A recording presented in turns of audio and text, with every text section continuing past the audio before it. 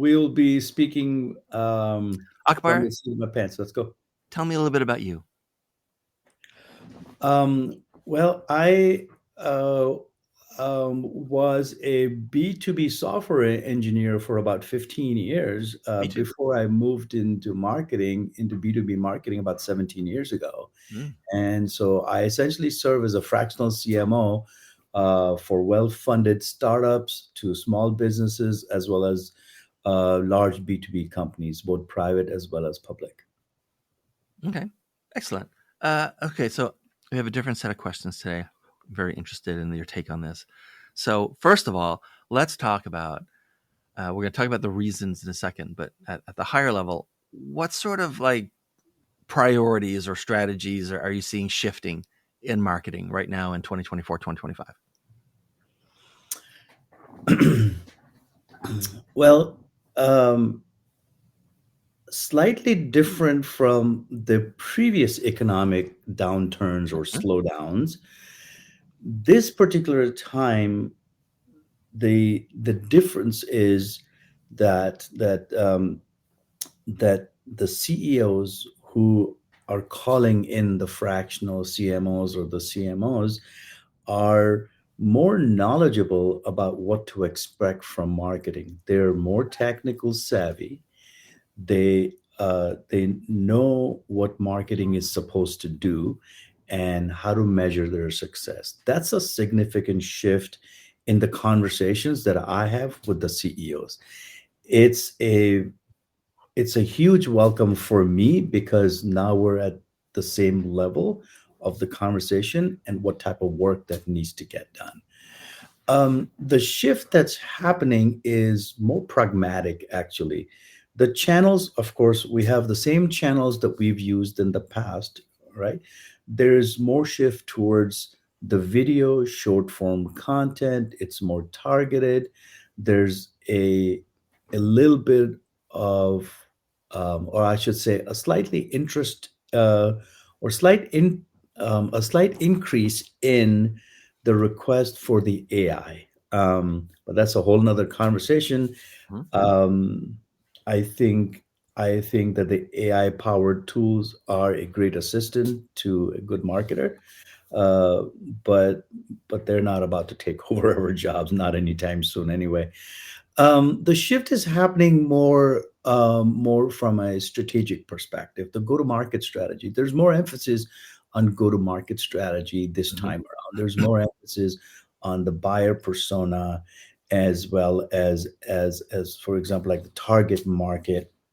Um, and what are some of the new tools that we can use to reach the target audience. There's a huge increase in the account-based marketing request, which we know that it's the same strategy that the door-to-door vacuum cleaner um, uh, I should say the back in for example, the 60s and the 70s, when the door-to-door salesmen used to use, they used to use uh, um, the fundamentals of the account-based marketing, and so now we have the digital version of the account-based marketing. So there's a huge interest in that. Um, there's also a is a significant focus on the marketing technology, or the sales tech stack or the martech stack, and Mhm. how to make the most out of it. So the marketing operations has a huge renewed interest in, do we have the right technology in place? Do have the we have the right integrations in place? What's my return on investment? How much money are we spending? What kind of reports, as well as what kind of insights, we we can get from the systems as well. One of the biggest, or I should say, the very first question that most of my CEOs would ask them, or Right. the CROs, What the CEOs and the CROs would ask me is, why am I spending X number of dollars in my marketing and sales technology where we're not even we're not able to get like one good report out of them, right? Why am I spending 60, $70,000 a year and we're not able to get a single good report or a single good insight? That usually leads down the conversation. What are you trying to accomplish? And do you have the right technology placed? Do you have the right people in place? Do you have and do you have the right components attached to each other, the integrations and so on and so forth? The conversation, 90% of the time, the conversation then boils down to, do I have the right CRM system and the marketing automation system? Um, and and so when we talk about the shifting trends, we're talking about really the CEOs or the CROs having two separate focuses. When they bring in a, um, a fractional CMO, Right. uh, they want to tackle two things, or I do tend to guide them to focus on two things. One is the blocking and the tackling. That's, you bleeding, you need a band aid, right? And the second thing is, what are some of the strategic shifts that you can do, long term strategic shifts that you can do to position yourself to the next phase of growth, right? Those are the ones that saying, okay, do we have the right CRM systems and do we have the right people in the team? Do they need uh, new skills, or we need to retrain them, or do we need to move them around because they might not be in the right jobs? Or do we have the right go to market strategy? Are we going after the right people, right? The right audience? So those are some of the long term strategic moves that we can do, while we block and tackle. um, and so um, from a shift of the strategy um, um, perspective, one of the driving factors is really the economic downturn, right? Well, actually, can we talk about that for a second? Because I'm very Sure. interested in that. Yeah. Like, how are companies, do you think, sort of adapting specifically around the economy right now? Like, what are they doing and what have they stopped doing?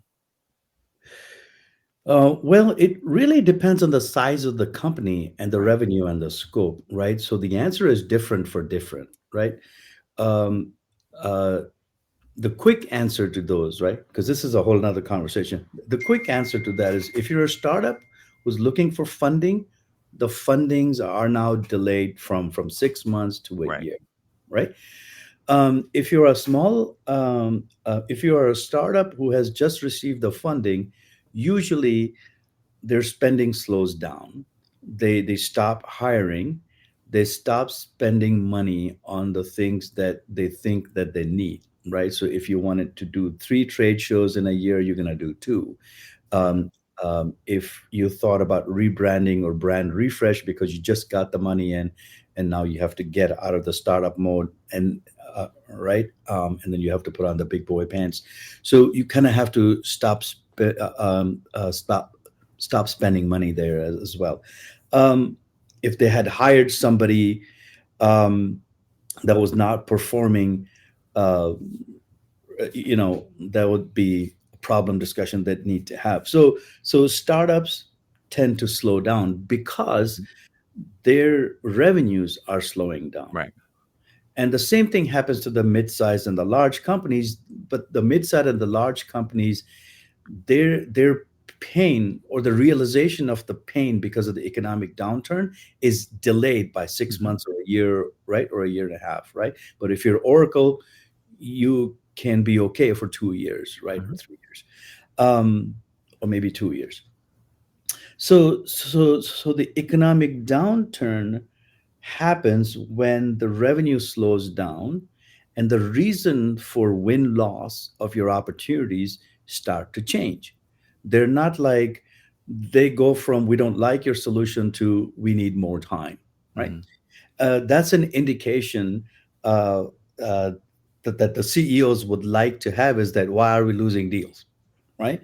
Um, uh, so so when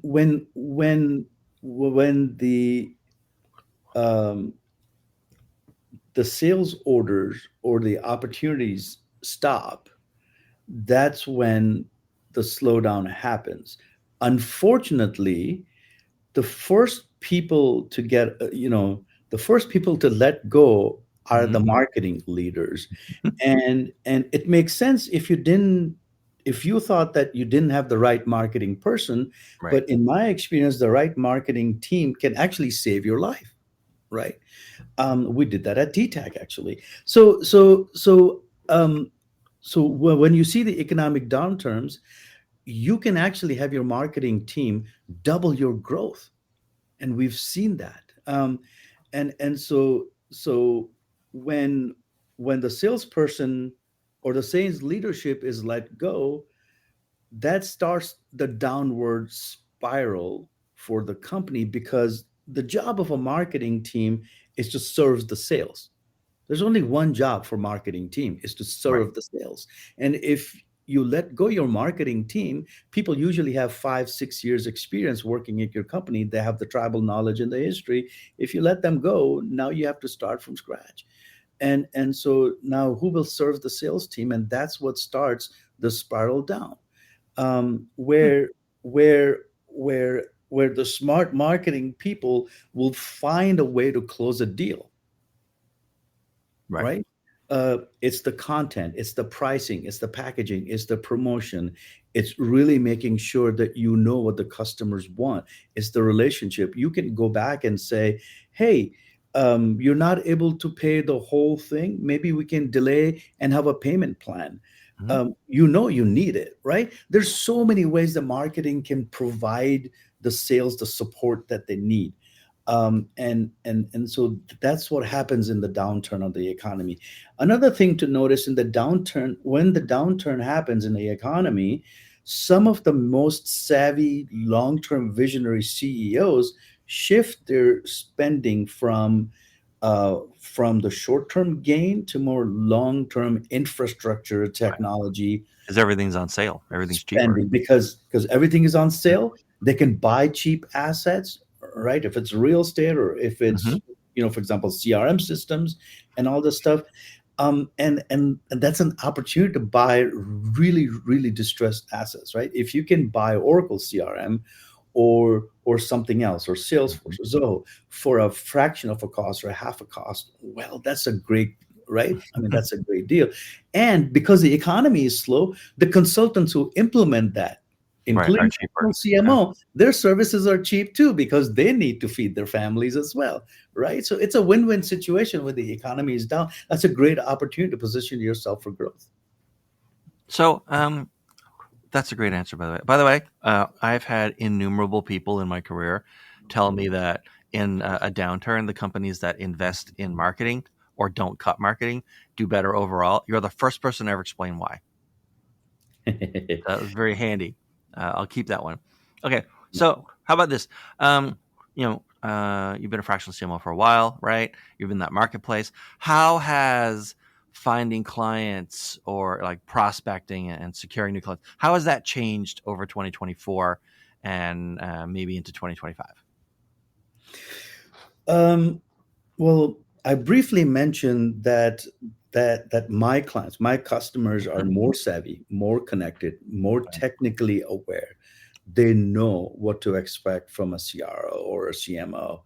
They know what works, what doesn't work. They have already made their mistakes most likely, or they've learned from their peers as to what to look for. They ask Mhm. the right questions. Um, and um, Well, is it so okay if I ask the question slightly differently then? yeah, sure. A friend of yours, Yeah. some hypothetical friend, has said, "Hey, Akbar, Hmm. I've for whatever reason, I'm now outside of corporate. I'm going to become a fractional CMO. Yeah. Like, what advice are you giving that person right now in this economy?" Like you're going to Um, tell them definitely do this, or definitely don't pay attention, or don't do that thing to be well, successful. yeah, to be really honest with you, so I'm a marketing purist, Hmm. right? As far as that concerned, I'm also a technology purist, right? So for me, I would throw the marketing fundamentals book at him or her, Hmm.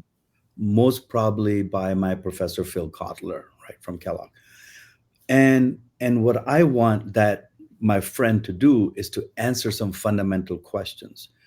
Why you? Why should people Yeah. hire you? Right? What's your differentiation? What's your target market? Right? Well, what are you going to deliver? What's your unique value proposition? Because you're now a business, right? Yep. So why should people hire you? What is it that you really want to focus on? And the answer to those questions really then determine what type of customer you should go after, right? Because you might be a fractional CMO, really um, um, you might be like an ideal fractional CMO for some companies and Hmm. not for the others. So you really need to understand what is it that you bring to the table. My personal philosophy actually came from my theater days, where my professor pulled me aside and said, "What do you want to become?" And I said, "I want to direct." And he essentially said the best director of theater, film, and movies Hmm. is the one who has done all of the underlying jobs. Right. You know how to dry clean the costumes. You know how to do makeup and hair. You know how to design sets. You know how to paint sets. You know how to run the backstage. You need to understand everything. And the job of a director is to really know what the end result looks like, and your job is to guide the whole production team towards it, right? So Right. when I in my philosophy, I don't like one trick ponies, right? There are some CMOs that I've heard that says, you know what, we are a digital marketing CMO, right? Or I am a strategy CMO. In Right. my opinion, the the the system of marketing and sales so interconnected that you touch one area, it will show up in all other areas, right? You shift a strategy, you need to make sure your CRM system can support the insights you need in order to give you that strategy insight. So there are these things that are interconnected, right? So the best CMOs are the ones who really understand the inner workings of the entire company, right? The people, the HR, the skills, the technology, the process, and your customers and market, as well as the strategy, the buyer persona, the Right. messaging and the positioning and pricing. They need to understand everything. You change one thing on one side, it will impact three other areas.